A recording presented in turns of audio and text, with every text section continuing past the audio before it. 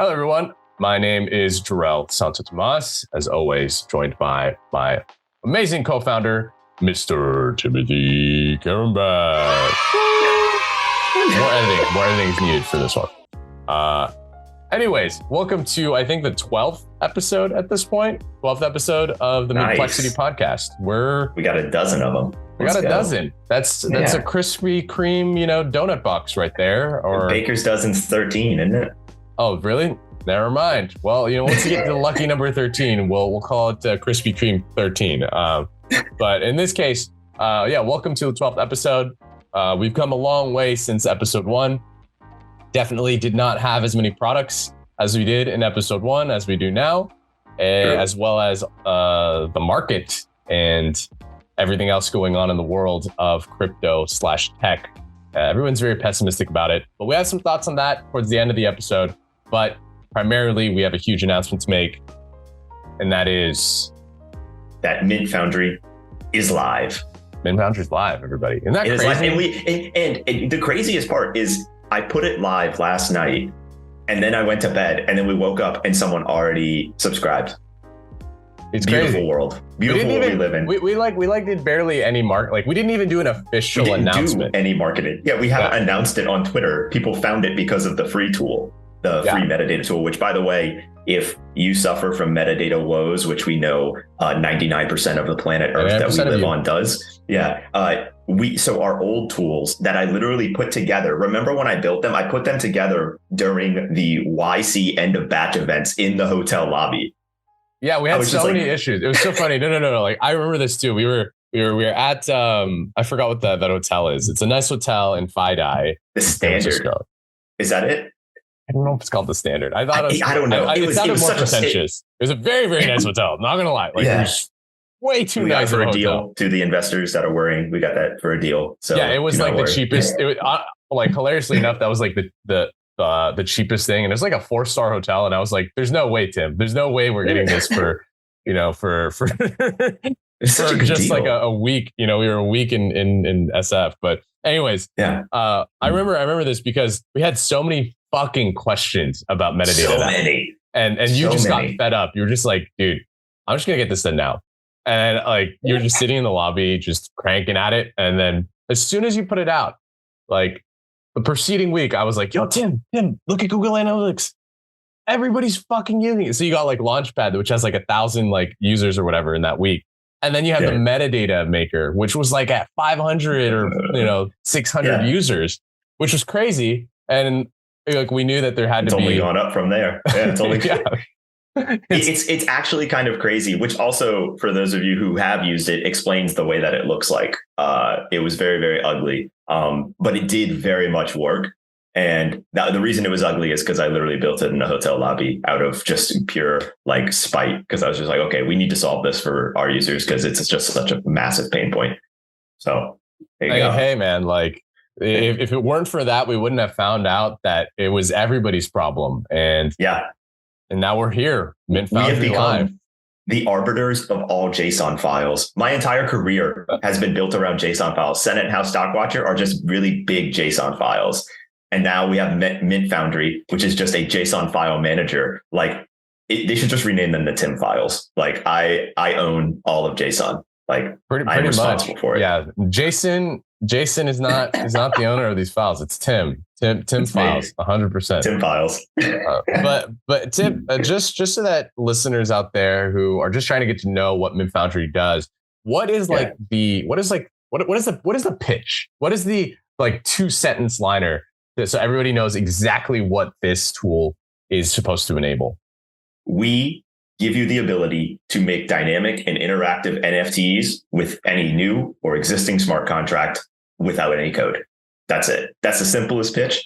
And the reason that that's useful, because you're probably wondering okay, dynamic NFTs, interactive NFTs, what the heck? Okay, this is kind of the easiest way to put this in perspective. You probably don't know this because you'd have to be, the arbiters of JSON to know this. But almost every single popular collection you know of, Cool Cats, Bored Apes, Doodles, CloneX, any artifact project, actually. Also, all of Yuga's assets, by the way. I'm talking like the recent Sewer Pass drop, Kennel Club. Like, think of any big project, even some that maybe like, don't have as much name share as them.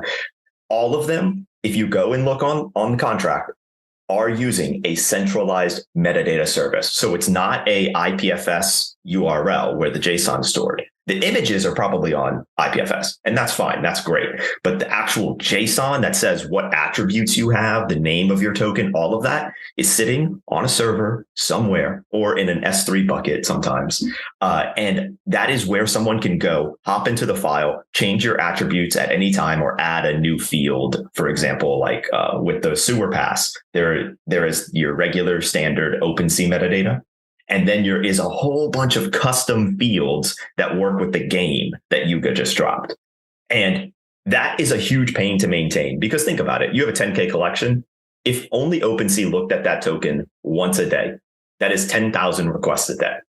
And that is not the case. You have entire armies of bots, wallets that are rendering NFTs, multiple marketplaces that are doing it multiple times, people refreshing the metadata. Like, if you ran this server like Yuga does, or Doodles, or Cool Cats, this could easily cost you hundreds of dollars a month.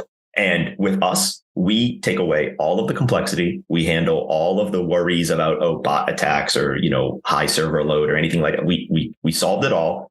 You just hop on our nice little interface, update your token name, and then it's live on OpenSea.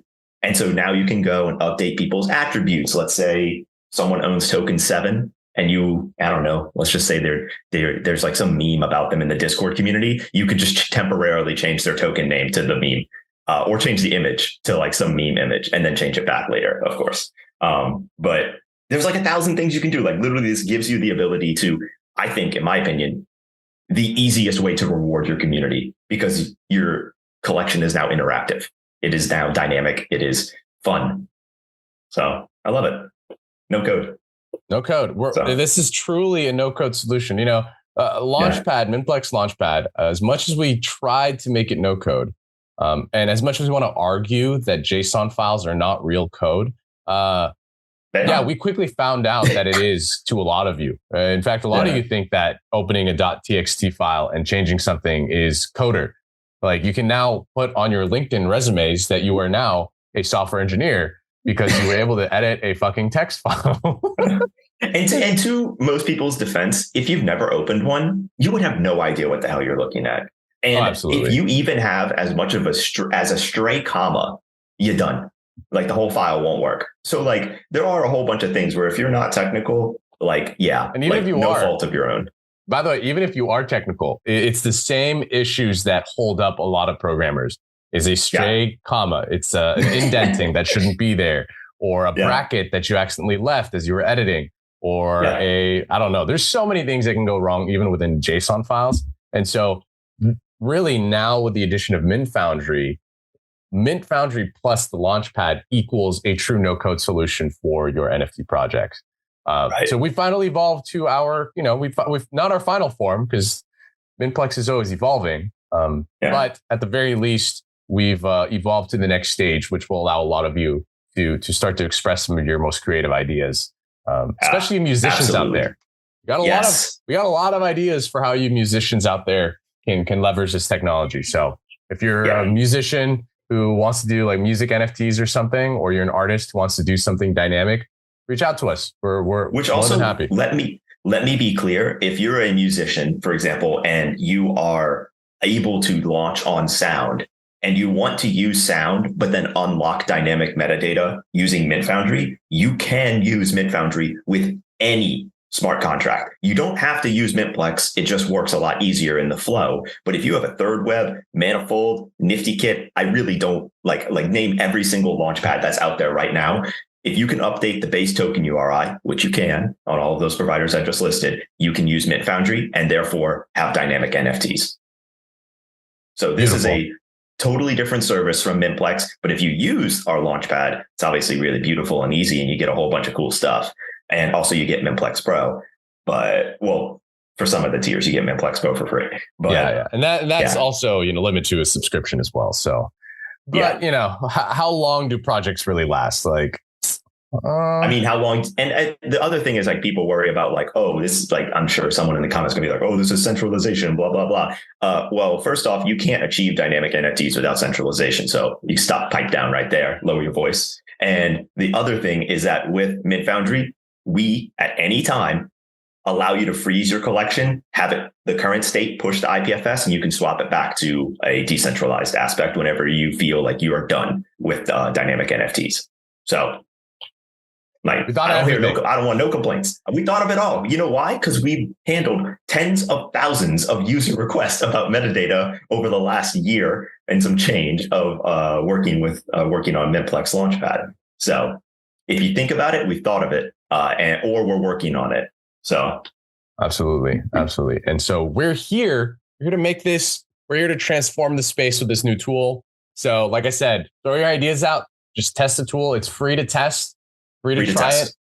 Go for it. Let's see what we got. Yeah. Give us something interesting. The whole collection. You can set up the whole collection, have it ready to go, and not have paid a single dime to us yet. Only when you activate it do we ask for that. And even then, you get a 14-day free trial. Beautiful.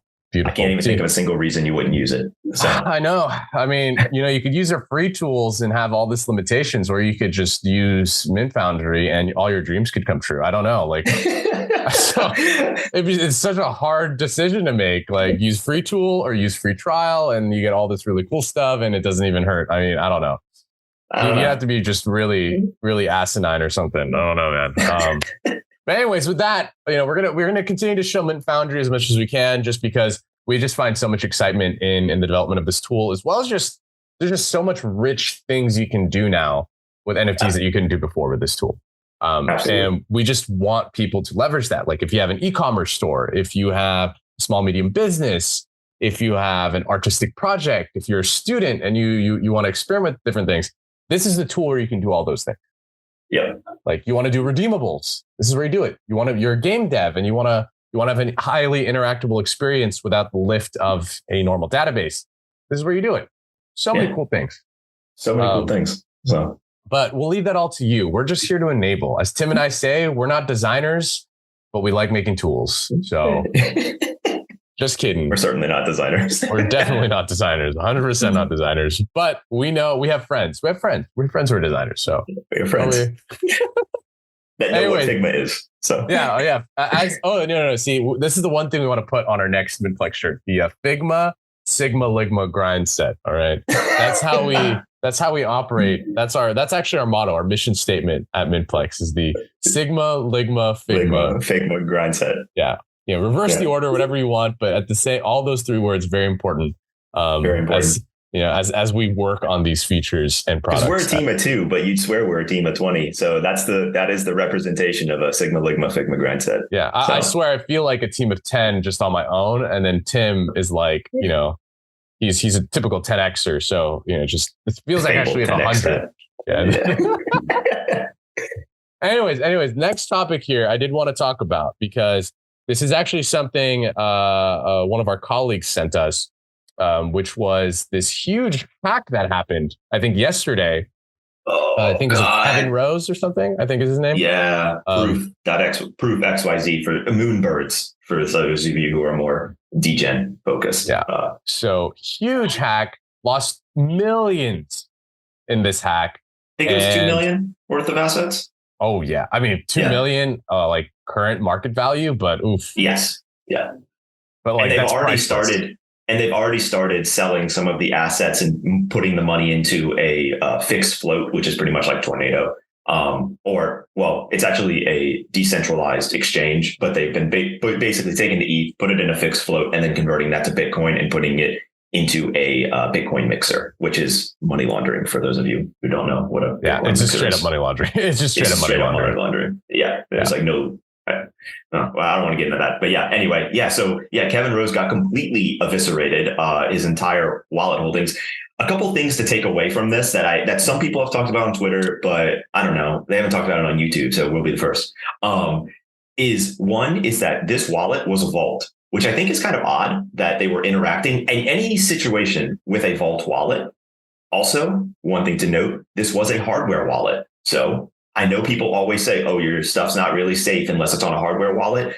At the end of the day, if you sign a malicious transaction, it doesn't matter if it came from a hardware wallet, you wrote it down on a piece of paper, or your grandma gave you a phone call. It doesn't matter where it is. If you signed that transaction, it doesn't matter. The hardware wallet will not protect you.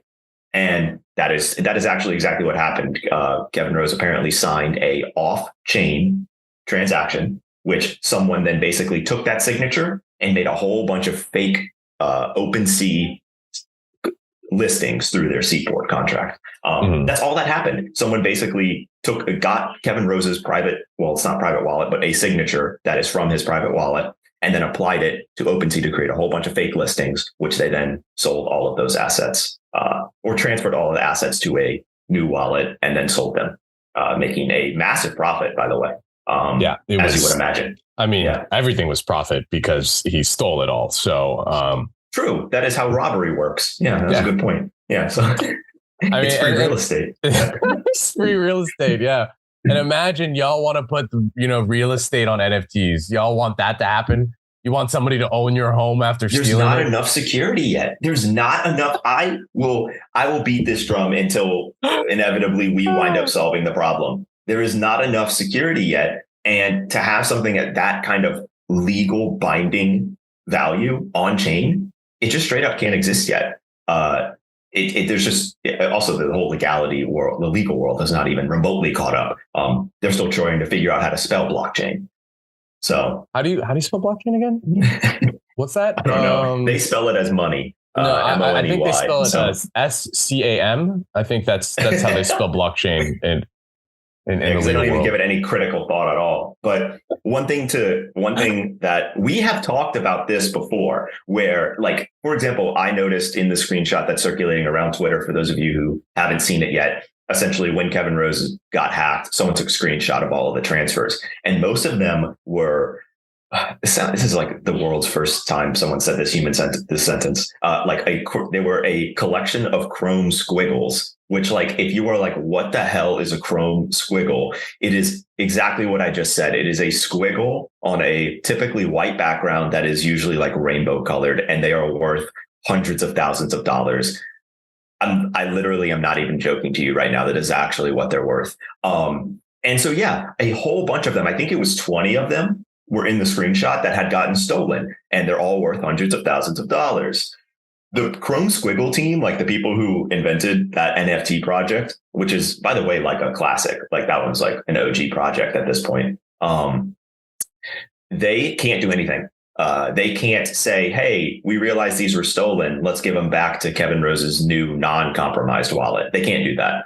And that is something that honestly needs to exist, because when someone who is the CEO of a NFT collection, you would expect them to have an intimate understanding of the blockchain, but none of that matters because you're always susceptible to being scammed. There's no consumer protection. If his debit card got stolen, Chase Bank or whoever he banks with would have immediately, put the ka-chow on that and said no, and then reverted all of the funds back into his bank account. But that is not how it works in the blockchain world. And frankly, people are going to be scared to participate until something like that exists. Straight up. Like, I don't care if people scream centralization or whatever. There's a way to do it to keep crypto at the forefront and also protect your freaking consumers. Like, do you think Chrome Squiggle team is happy that Kevin Rose, just like probably one of their prestigious collectors, their most prolific collectors and art curators, even though all they've done is make a fucking Moonbirds and a podcast, but like whatever, even though they propped that person up on a pedestal, and now they just completely got deleted from the community because they no longer have their squiggles, which is also such a weird thing to say. You just keep saying the word squiggles over and over again. But that's like someone stealing your membership card somewhere, and then it's like, oh, you apply, finders keepers. Sorry, man. Sorry, like, dude.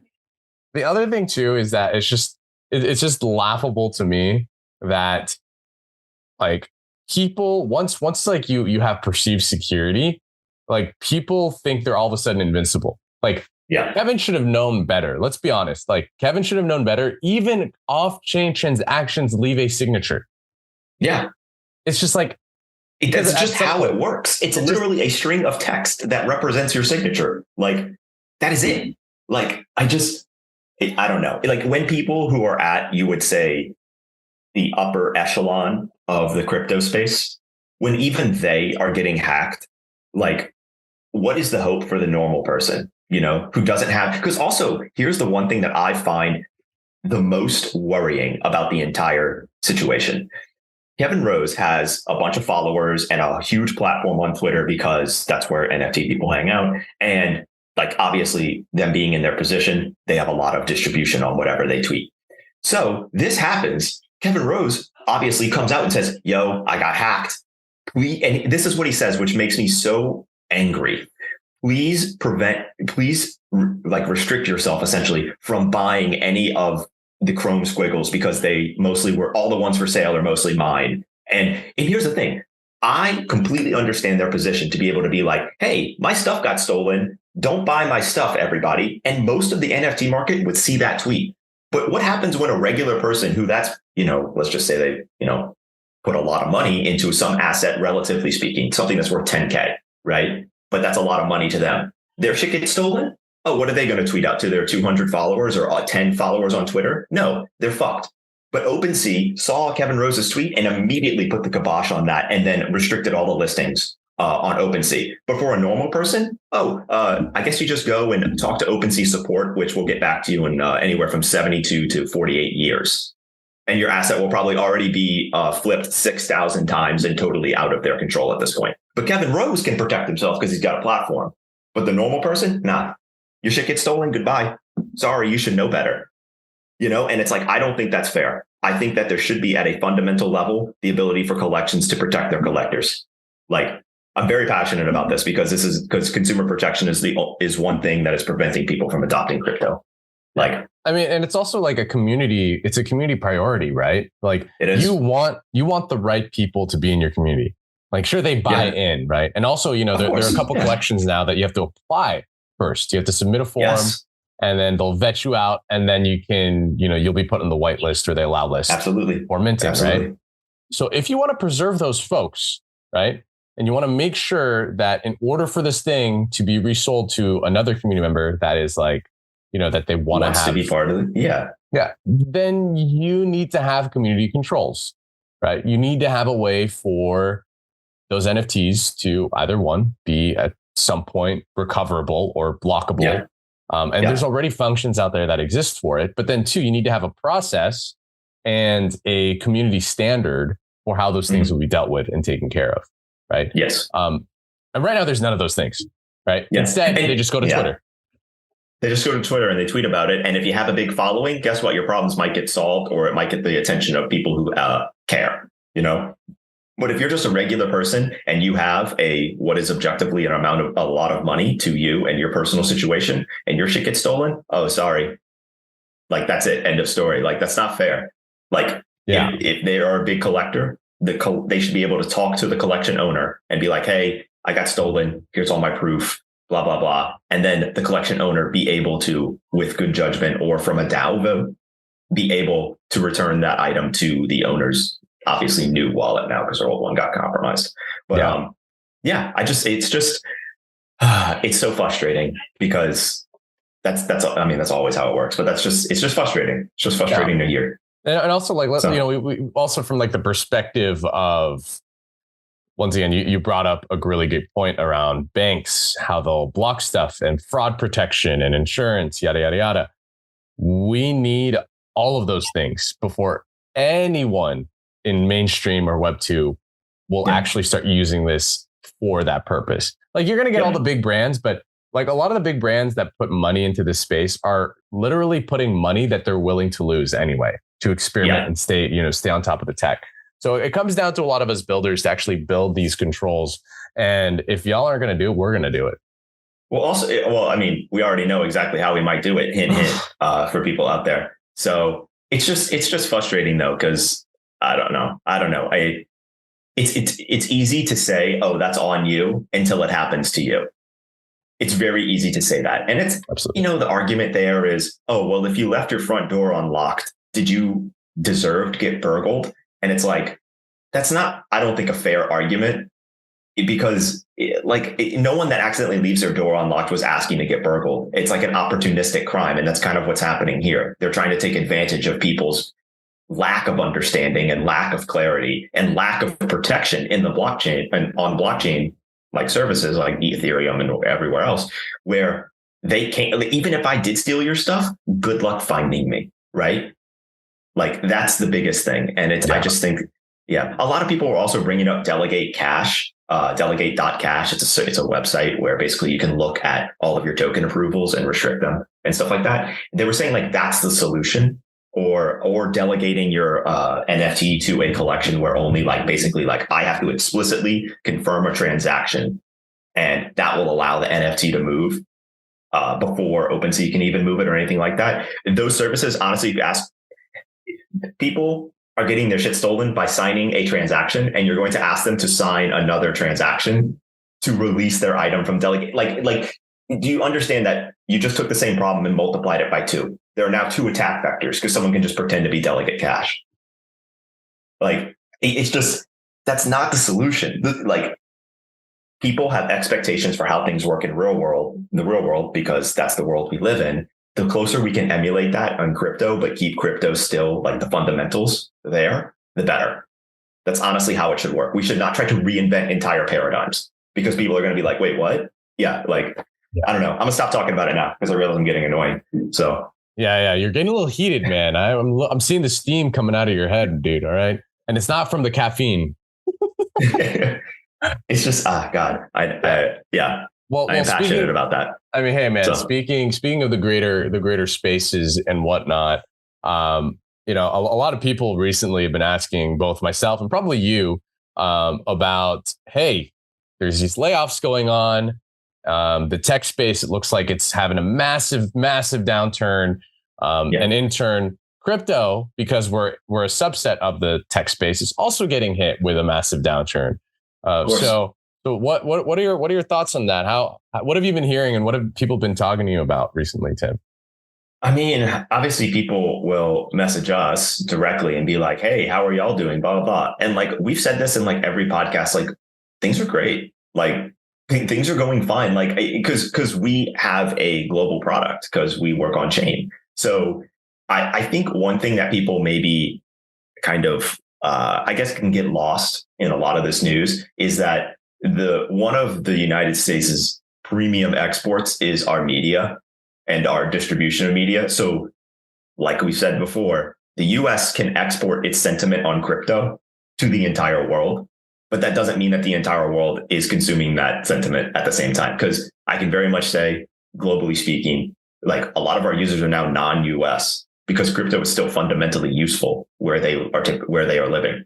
And as far as like the actual like recession and all of that stuff goes, I mean, we're still operating our business. Like we have runway, like we have burn, but we have plenty of runway. And because of that, we're going to be able to survive this. Like I have no doubt in my mind. So I'm not particularly worried about that. If anything, actually, we're going to be hiring soon. So we're actually looking to grow soon. So more on that. That's news to me. No, I'm just kidding. Yeah, you're getting laid off, actually. That's how we save the burn. Oh, yeah. What do you mean, dude? I don't get paid anything. How's that gonna save our burn, bro? It's like a drop in the bucket. That's like a penny.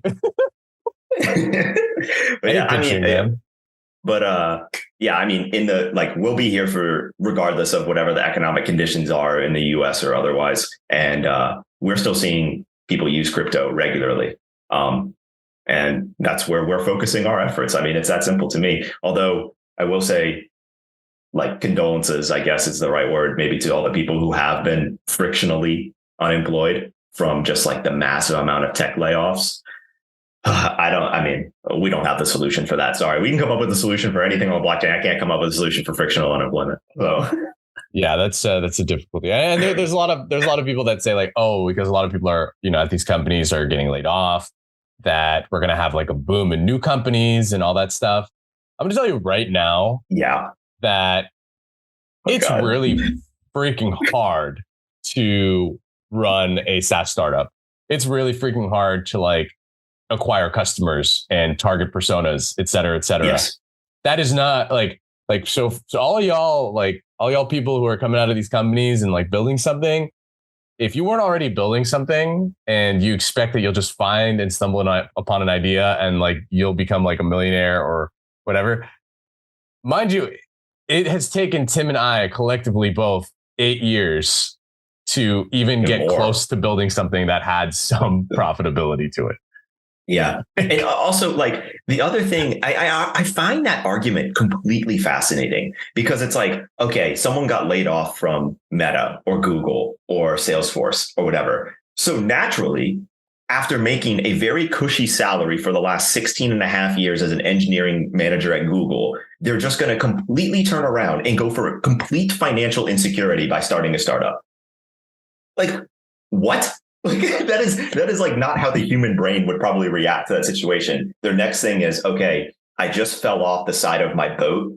What's the next most stable piece of land I can survive on? You know, like, what is there a floating door? Like, you know, like, what can I get on top of? Like, they're not going to go like, okay, I fell off the boat of my financial boat. First thing I'm going to do is I'm going to swim down to the bottom of the ocean and see how long I can hold my breath, which is starting a startup. And it's like, that is exactly not what someone who just spent 16 and a half years at Google, okay, in the same job for the last 8 of them is about to do. Like, I just do not see the psychology behind that working out. That being said, you know, inevitably, there are going to be a handful of people who are very entrepreneurial and very creative, and they will go and find success in starting a startup. And that will be, as it always is, 1% of the actual population size. And people will then put that on a pedestal and say, oh, look, that's what everyone did. And that's definitely not the case. Yeah. So mind you, and those specific people are people who've already been building even while they were at Google, even while they were at a Meta or whatever. Like, these people already had side projects and were building stuff and were doing things for fun. So that's why, like, for those of you out there who's like, you know, maybe you just got laid off recently, maybe take a little break. If you're watching this, our suggestion to you is take your nice severance package, go and enjoy a nice little vacation, right? Take some time off. We all need that time to breathe.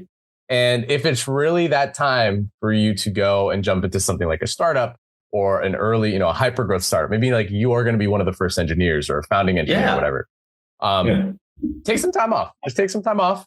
All right. Yep. Web3 right now is in a very fragile state as well.